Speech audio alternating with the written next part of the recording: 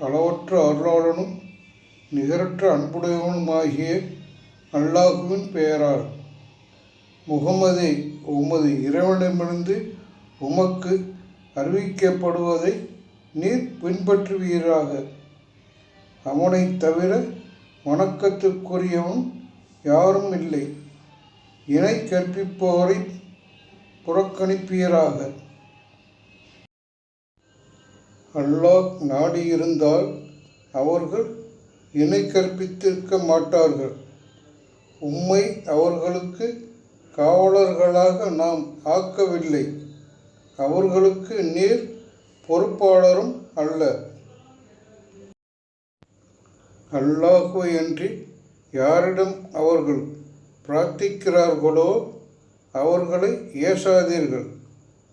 அவர்கள் அறிவில்லாமல் வரம்பு மீறி அல்லாஹுவை ஏசுவார்கள்.